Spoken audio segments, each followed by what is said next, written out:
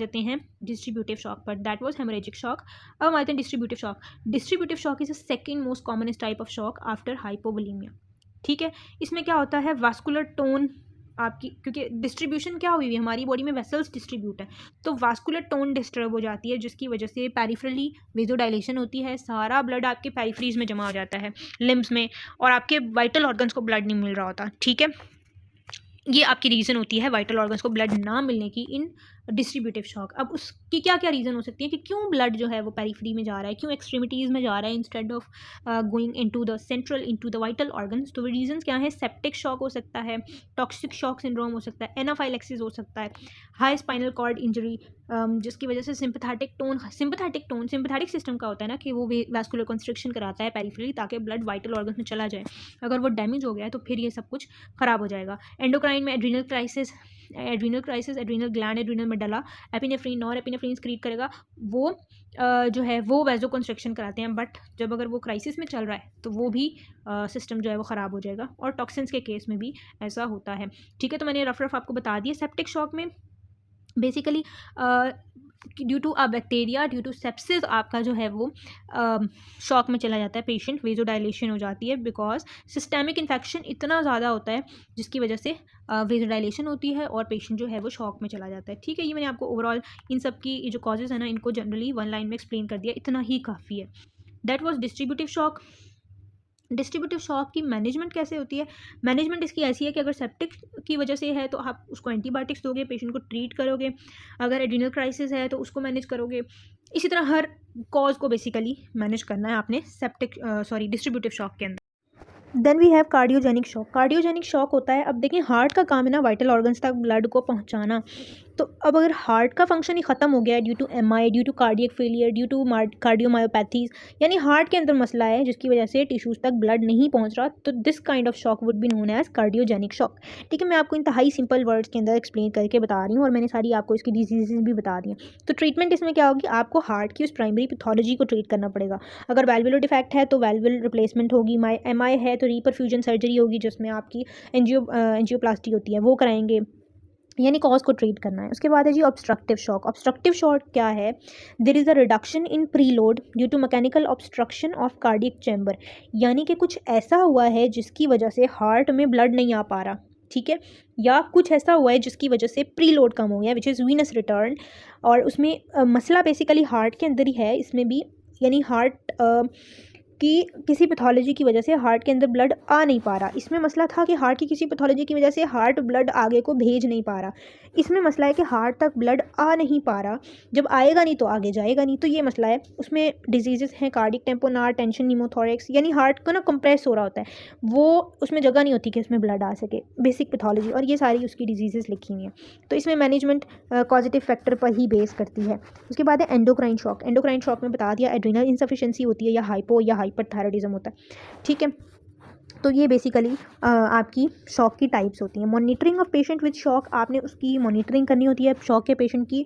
अगर वो compensated stage में आया है तो बहुत अच्छी बात है, आप उसकी सारी चीज़ें मॉनिटर करेंगे और उसको शॉक से बाहर निकालेंगे। अगर डीकम्पनसेटेड में आया है तो और ज़्यादा केयर की ज़रूरत होती है उस पेशेंट को। तो मिनिमल मॉनिटरिंग क्या है, एग्रेसिव मॉनिटरिंग में CVP, invasive blood pressure, cardiac output, ये सारी चीज़ें मेंटेन करनी है। और टिश्यू परफ्यूजन आपने किस तरह से मॉनिटर करनी है, आप पेशेंट की पीएच, लैक्टेट, बेस डेफिसिट, ये सारा कुछ मुहैया करेंगे बाय ABGs। ठीक है, दैट्स नॉट इम्पॉर्टेंट, ये सारी चीज़ें छोड़ दें आप। ठीक है, अब ये कुछ MCQ पॉइंट था बर्न से रिलेटेड, खैर मैं बर्न में बताना भूल गई हूँ तो देख लें।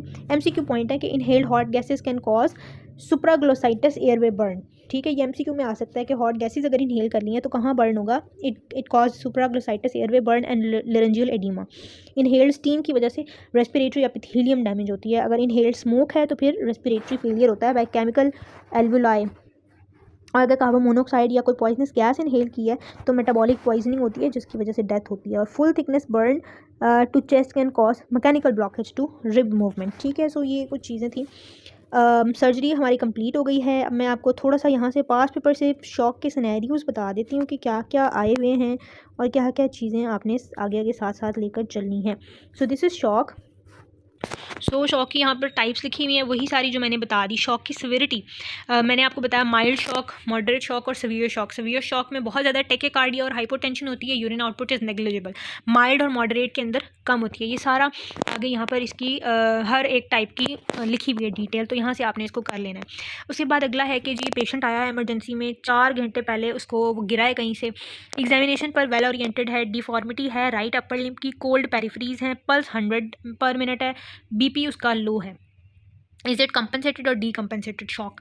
और आपने फैक्टर्स बताने हैं, enumerate the factors to place the patient in the above category. अच्छा, आपने ये भी बताना है कि आपने उसको कंपनसेटेड और डीकम्पनसेटेड शॉक में क्यों रखा है। अच्छा, अगर आपका कंपनसेटेड शॉक होता है जिसमें आपका पल्स और आपका ब्लड प्रेशर नॉर्मल होता है, अब इसमें ब्लड प्रेशर थोड़ा सा कम है, सो इट इज़ माइल्डली अनकम्पनसेटेड, यानी ये अनकम्पनसेटेड तो है बट बहुत थोड़ा सा, यानी अभी शुरू हुआ है। डिकम्पनसेटेड शॉक ही है बट ये इस मॉडरेट वाली स्टेज के अंदर आएगा। ठीक है, पल्स रेट भी थोड़ा सा बॉर्डर लाइन पे है, और फैक्टर्स वो आपने सारे ये वाले लिख देने हैं। ठीक है, उसके बाद है हेमरेज की क्लासिफिकेशन, ये मैं बता चुकी हूँ। हेमरेज की types, primary haemorrhage, reactionary haemorrhage और सेकेंडरी हेमरेज। प्राइमरी हेमरेज होता है जो आफ्टर ट्रॉमा के बाद फ़ौरन से जो हेमरेज नज़र आ रहा होता है ना, उसको हम कहते हैं। रिएक्शनरी हेमरेज होता है कि आपने किसी आर्टरी को लाइगेट किया था ड्यूरिंग सर्जरी लेट सपोज, और वो लाइगेशन हट गई है तो उसकी वजह से हेमरेज हो रहा है। सेकेंडरी हेमरेज होता है ड्यू टू जो इंजरी हुई उसको कोई, और उसकी वजह से कंसील्ड हेमरेज हो रहा है जिसका आपको पता नहीं है, या किसी और कॉज की वजह से हेमरेज हो रहा है। ठीक है, उसके बाद है जी हेमरेज शॉक मैनेजमेंट, कैसे मैनेज करना है, पेशेंट को आइडेंटिफाई करना है। ठीक है, ये सिनेरियो है, इस पेशेंट को जो है मल्टीपल इंजरीज हुई हैं, आरटीए में पल्स उसकी ज़्यादा है, थ्रेडी है, ब्लड प्रेशर उसका बहुत कम है, तो ही हैज़ कौन सा शॉक, हाइपोवोलेमिक शॉक, क्योंकि हाइपोटेंशन है और टेकिकार्डिया है। और आप इसको ट्रीट कैसे करोगे, वही सारा कुछ जो मैं बता चुकी हूँ। उसके बाद ये भी पेशेंट है, कॉन्शियस है, और उसको ब्लीडिंग वूंड है लेफ्ट थाई के ऊपर, तो आप फर्स्ट स्टेप क्या होगा, रिसेप्शन पर आपने उसका हेमरेज कंट्रोल करना है by pressure, by packing, by tourniquet. ठीक है, और मैनेजमेंट के 4 स्टेप्स वही ऊपर वाले आपने लिख देने हैं। ठीक है, damage control surgery is not important. Monitoring of shock, ये भी मैं पहले आपको बता चुकी हूँ कैसे कैसे क्या क्या चीज़ें मॉनिटर करनी है, और ठीक है ये हम पढ़ चुके हैं। So that was all about your shock management, that's all. Thank you so much for watching. Allah.